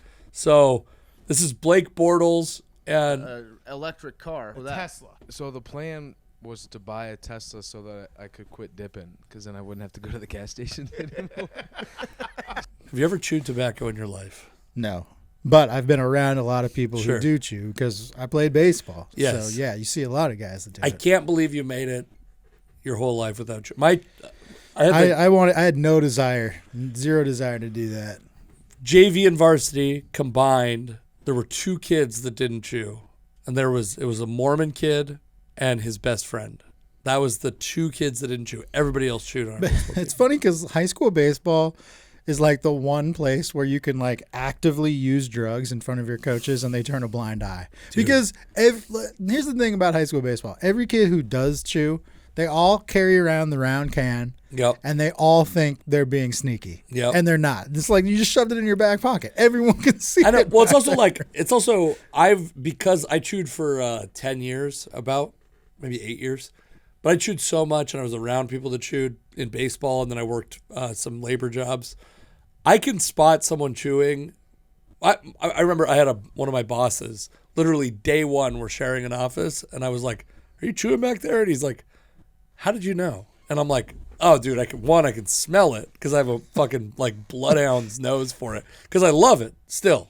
I chewed so much, it'll make me salivate. You open a can of Copenhagen Long Cut, which is what he was chewing, I start fucking. It's like Pavlov's dog, dude. And your lip looks weird. Weird. No, he had it like, but I'm like, you're spitting into the garbage can, or you're like, you're like behaving. In no the way one spits that much. And every dude who chews and uses like a spit cup, they also think they're being sneaky about the spit cup. No one holds an empty bottle up to their mouth for any other reason. Yeah, this bottle you never tip it back, and for sure. I will say I was surprised when I went to like a baseball game and I was chewing, and they were like, "You can't chew," and I'm like, "What are you talking about?" They chew. Yeah, but have you noticed that just in general watching baseball, like I know J.P. Crawford chews because he leans into it. He puts a big old chaw. He puts a big old chaw in there. But most guys don't chew anymore. And that's been a big change. I do think they outlawed it in the minors, one. That's true. Yeah, and so they probably are out of the habit a little bit. But two, man, the nicotine delivery system since I quit smoking and chewing is insane. You just get a vape pen. It's space age now. Yeah, you get a vape pen, or they have these things called like Zins that are like, they're not even like, you used to have chew pouches. And by the way, you go to comedy clubs, bars, whatever, well, maybe women don't realize, you go into that urinal and we're all pissing on chew spit. That does happen a lot. Yeah. The divier the bar, the more likely it is to happen. Yeah, there's just like fucking Copenhagen pouches. And so the Zins now, I bet you these guys are consuming nicotine, but it's like some space aged, like it's like an acid tab, but they stick it in their mouth and it delivers all the nicotine they need. But it's a brutal addiction. So now I just go to the gas station just to buy dip. That's a very expensive way to quit dipping, but more power to you. Yeah. I actually thought you were joking when I first saw it. Is that Josh Rosen?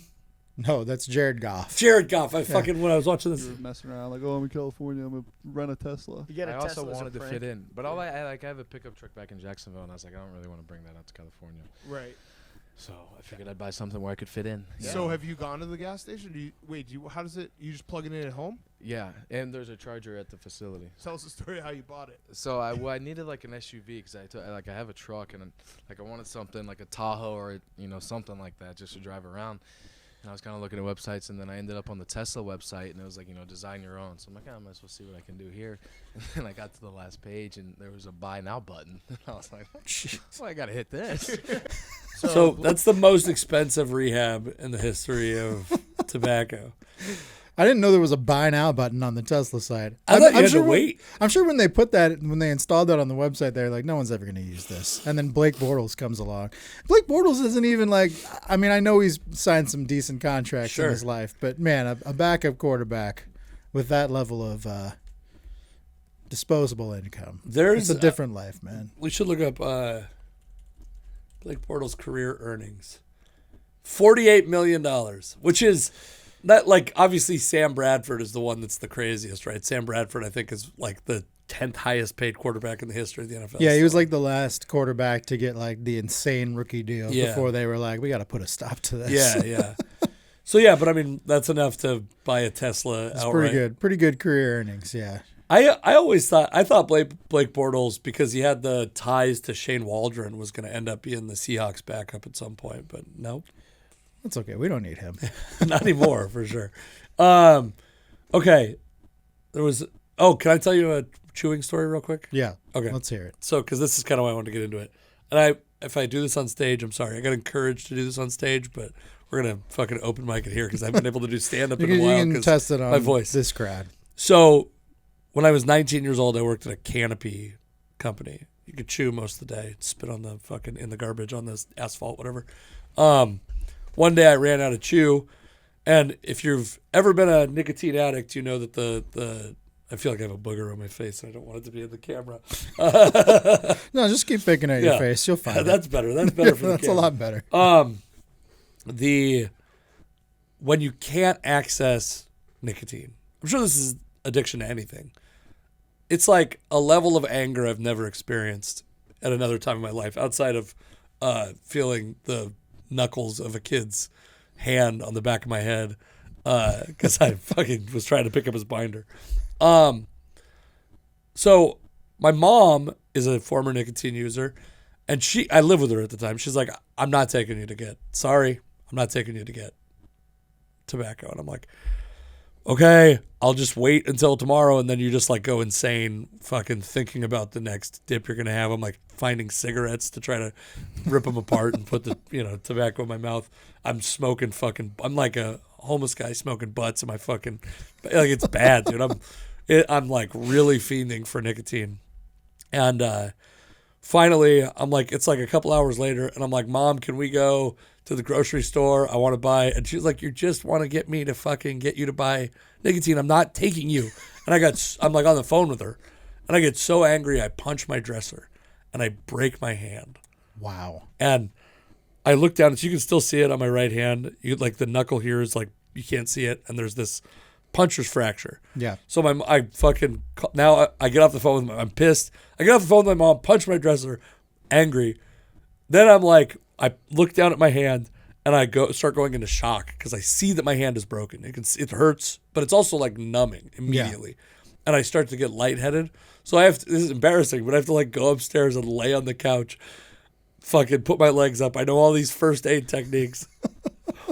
And then I have to call my mom and go, Mom, I broke my hand because I was so angry when you wouldn't take me to the grocery store that I punched my dresser. So we got to go. So we go to urgent care. But can we stop?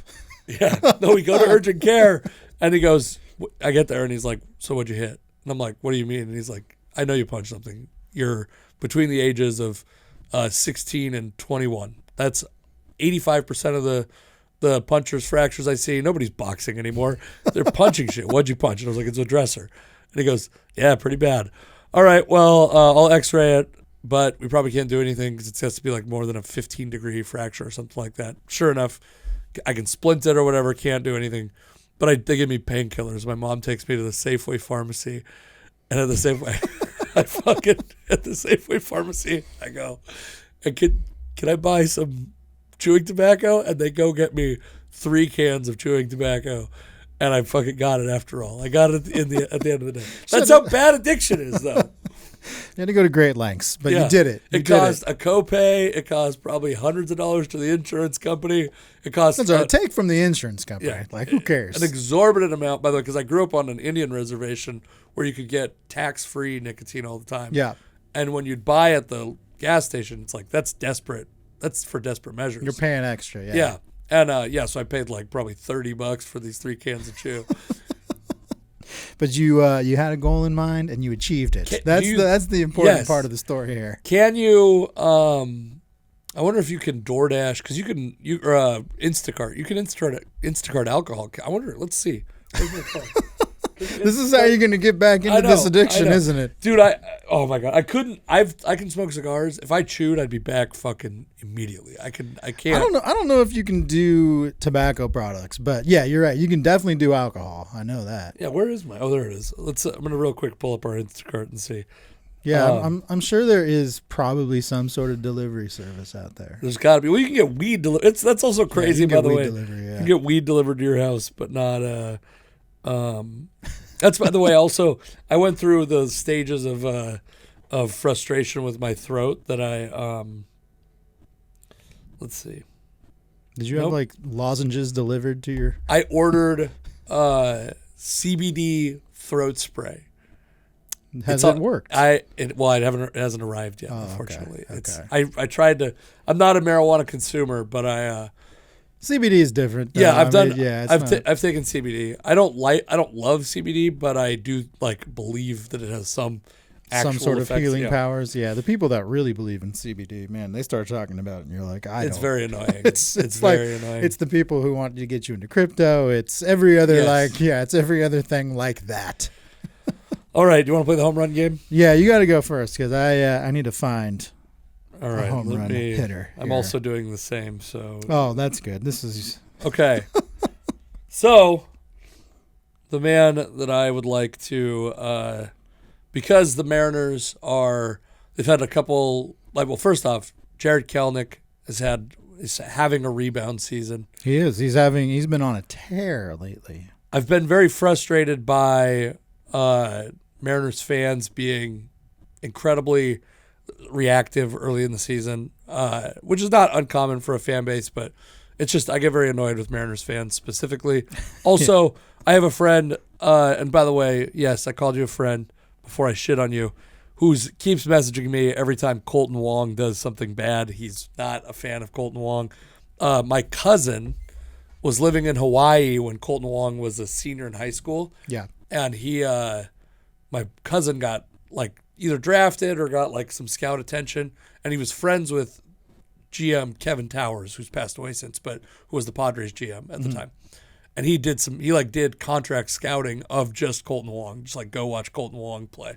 So I've got a soft spot for Colton Wong a little bit. And he's like, Colton Wong sucks, fuck him, I hate him, everything he does is bad. And he's having a bad season. He started off. He's been terrible. He's had the worst start you can possibly have with a new team. But Jared Kelenic turning it around made me think of, in this very moment right now, with zero preparation, former Mariners outfielder Franklin Gutierrez. Goody, yeah, that's a good one. Beloved, very valuable player when he was with the Mariners, obviously. Not available much, but when he was available, extremely talented. Yeah, had some seasons cut short with the Mariners. One of the best defensive center fielders in probably the history. He had maybe the best sabermetrics era defensive season of. Yeah, he was a hell of a defensive player. He was He was I think he was one of the first acquisitions from Jack Sorensen, wasn't Yeah. he? I still have, by the way, in my garage, a Franklin Yeah, Gutierrez fly swatter. I used to have one of those. The death defying thing. Yeah, I swatted a fly. I made the mistake of swatting a fly with it, and it broke. It was not actually equipped for its purpose. I will say I broke one and ordered another one on eBay, to be fair. Okay, yeah, knowing that you should never, ever actually swat a fly with it. Yeah. That was the one trade that Jack Zarenzik made that worked out, was the big one right off There the were bat. a couple that seemed like the Sean Figgins signing we talked about that everyone was happy about. The Cliff Lee trade, what they gave up for him was like, sure, Cliff Lee never did anything incredible with the Mariners, but you're like, Philippe Amont is the headliner of that trade. Yeah, that was a good trade. JC Ramirez made it to the major, but then they trade fucking Cliff Lee for, it's like Justin Smoke, bad. Blake Bevan, bad. God, who else was that? Justin Smoke actually turned out to be pretty good, just not with the Mariners. Yeah, years later and in like a limited role. Yeah. Not as he was certainly not as productive as Cliff Lee was. Yeah, it was a weird trade. It was a weird trade. But no, I just had the 10th anniversary of my Goody moment. It was 2 days ago, I think. What is your Goody moment? We were at a Mariners game against the Astros. It was like the first year that 10-year anniversary, so 2013. It's one of the first years that the Astros are in the AL, and this was when they were terrible. You know, they're going through their teardown to make themselves what they are today. Yeah, just you can't even stop them with suspensions. Yeah, yeah, exactly. And so they were terrible. They were supposed to be bad for the Mariners or any other AL West team. It's like a guaranteed number of wins or whatever, and then, lo and behold, they just destroy the Mariners even when they're terrible. So we're at this early season game, and I'll never forget, it was Brandon Maurer, if you remember Brandon Maurer. Yes, he was. There were a lot of Brandons in Mariner history, and he was one the of them. guy that they were trying. It was, Danny Holtzen, Taijuan Walker, James Paxton. The big three. And then they were like, oh, there's a fourth, actually. And then it's Brandon Maurer. Maurer, Yeah, and he was one of those guys that they thought was going to be better than he ever turned out to be. He was not very good, in fact. And he's getting a start. And we're going. Me and a bunch of friends are going to the game. We're sitting up there by Lookout Landing, so right by the left field foul pole, third level, about as far from home plate as you can get. I remember we get to our seats. This is like a Tuesday night game or something, like a cheap ticket game. There's like nobody there to begin with. I think it was actually at the time. I remember reading the next day it was like the lowest attended Mariner game ever. Wow. So at Safeco Field at the time.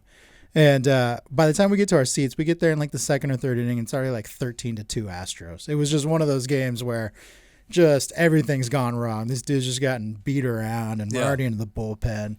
And so no one's sitting up there by us, and Franklin Gutierrez hits a foul ball, like the longest foul ball I've ever seen in my life, up there into the Lookout Landing area. And it literally fell like 2 rows or a section and a couple rows away from us, but no one was around. So I looked at everybody and I was like, should I get it? And I was like, I'm going to go get it. It's always cool to get a ball in a game. I've never gotten one. Yeah. So I ran. Yeah. See, it doesn't happen very often. So I go over there and I pick it up and I like triumphantly hold it up, and it got like the loudest cheers of the night. And it was on TV. It was on the broadcast. Funny. They made a big deal out of it. I think Dave Sims, now I'm a Dave Sims, I sympathize with Dave Sims, but gotcha. I love Dave Sims. Yeah, I like Dave Sims too. A lot of people don't, but I think he was under the impression that I caught the foul ball because I just got to it so quick.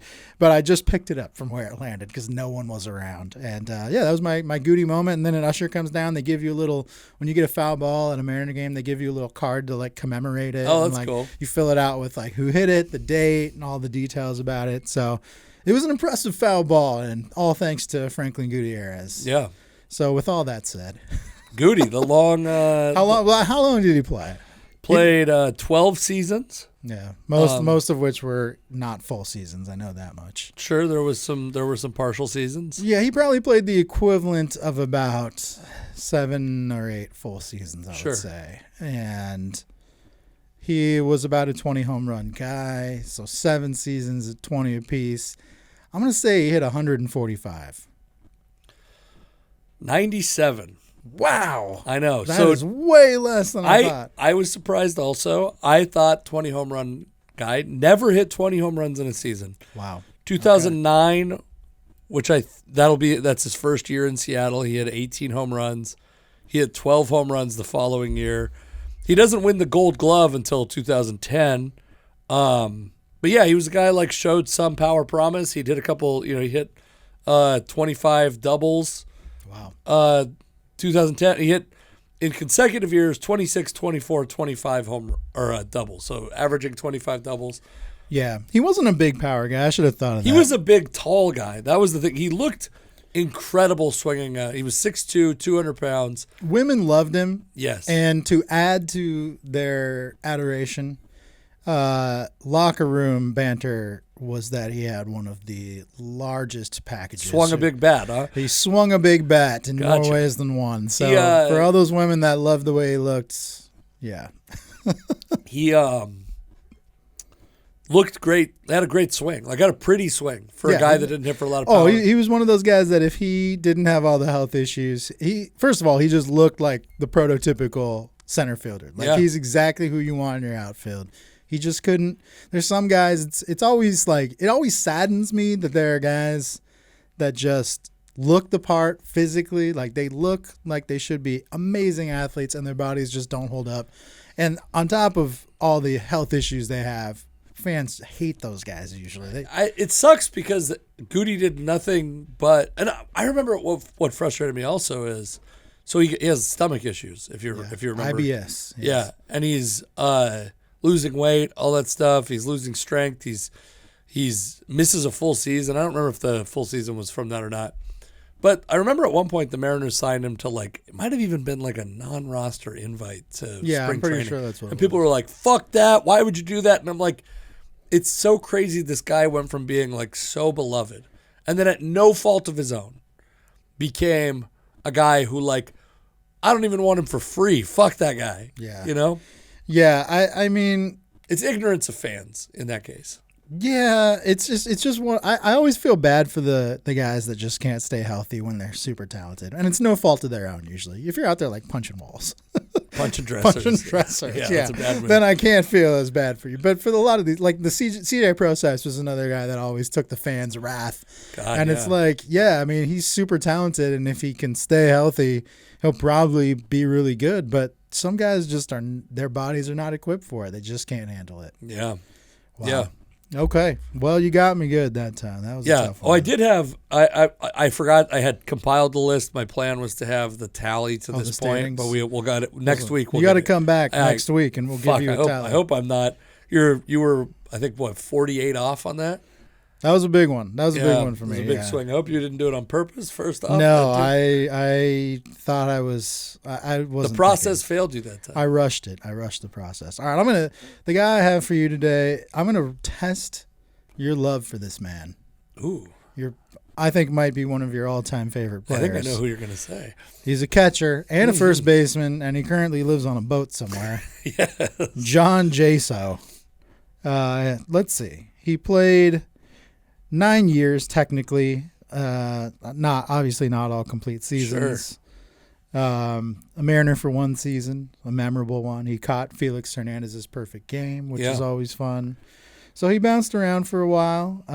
He had some good offensive seasons, people might remember, but never a star by any means. So yeah, I think this is I think if you really know your John Jaso, you're gonna nail this one. Well, I'm probably not gonna nail it because I know that John Jaso's primary positives were he walked a lot. He was a left-handed catcher. Yeah, he didn't. I don't think he hit for a ton of power, but he did have power. Mm-hmm. But he's not a guy that's putting up impressive numbers. He's a guy who was a great offensive catcher, but the problem with being a great offensive catcher is you're like a mediocre to bad first baseman offensively. Yeah, I never understood why he got moved to first base. Well, by the way, speaking of guys that had injuries, is he had a bunch of concussions. Oh, that's right. And so he started, and I think he might have been, well, he had the dreadlocks, so it's hard to know what was for protection after a while. Of course, of course.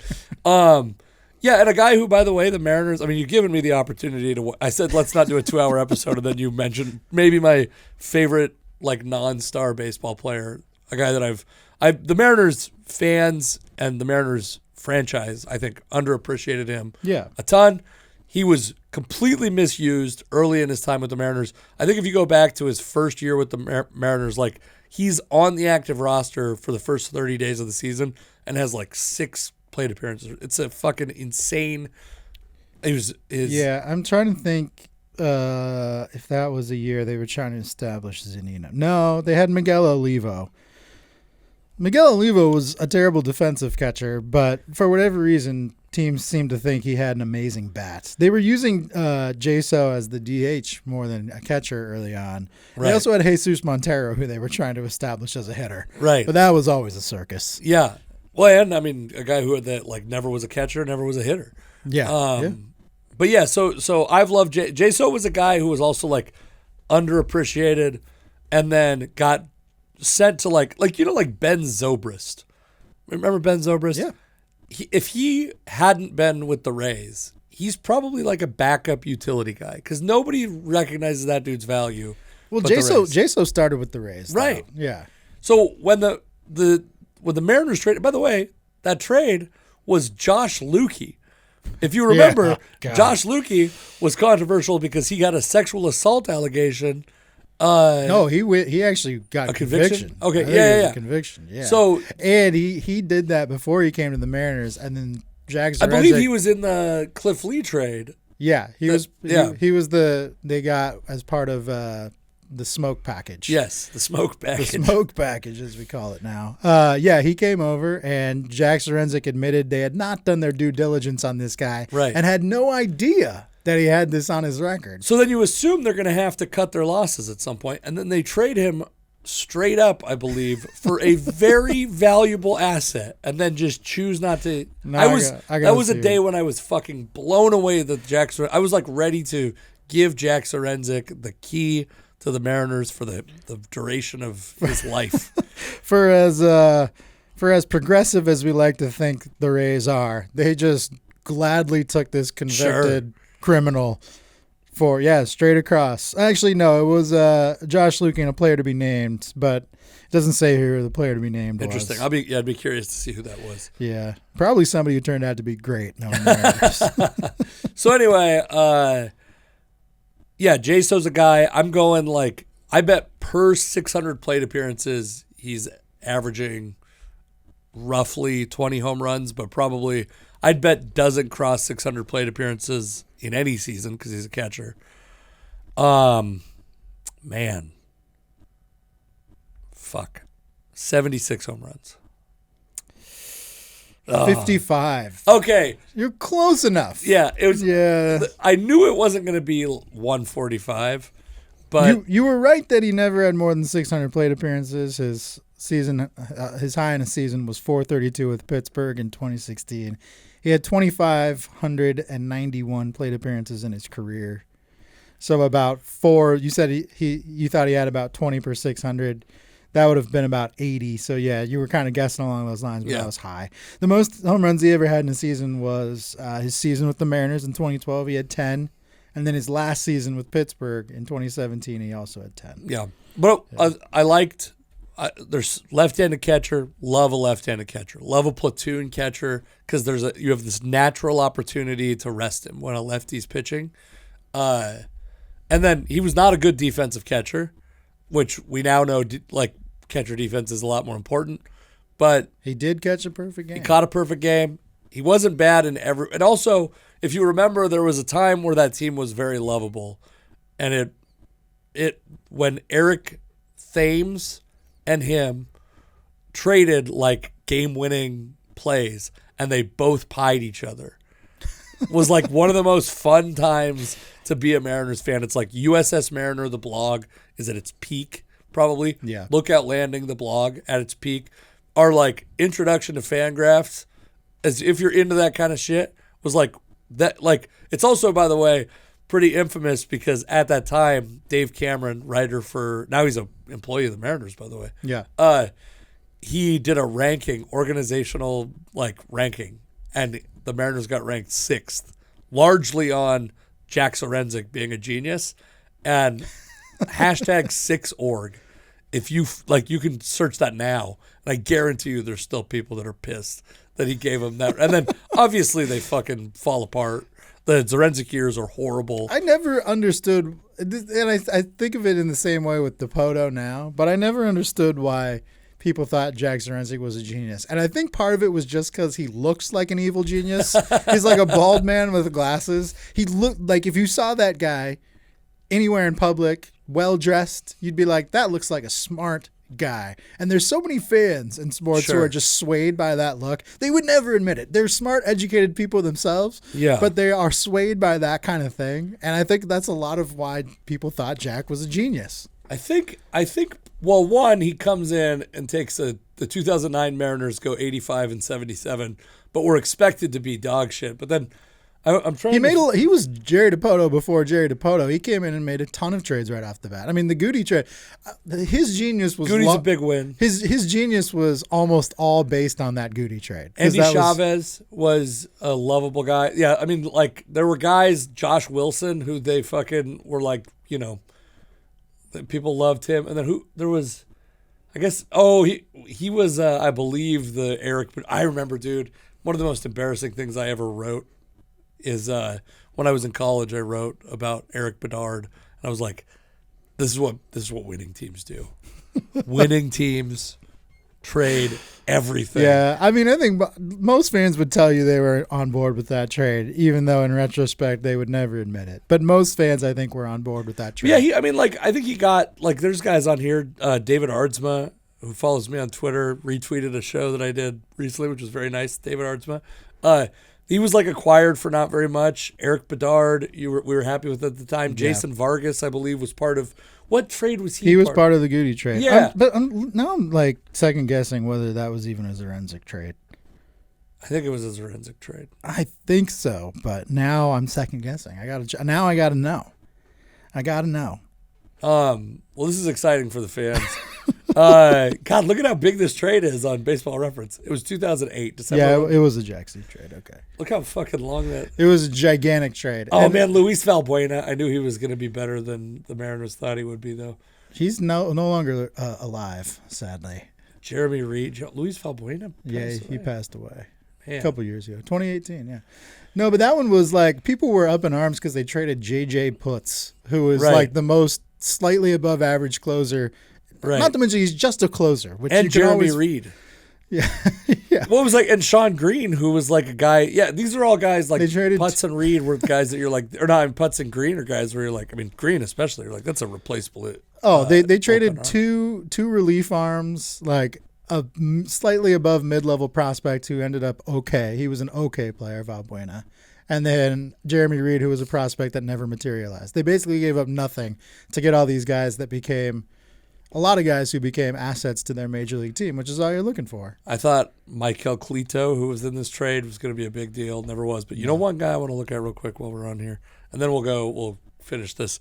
Let's look at some Danny Hultzen MLB career. Played 1 year. Yeah, he came back a couple years ago with the Cubs.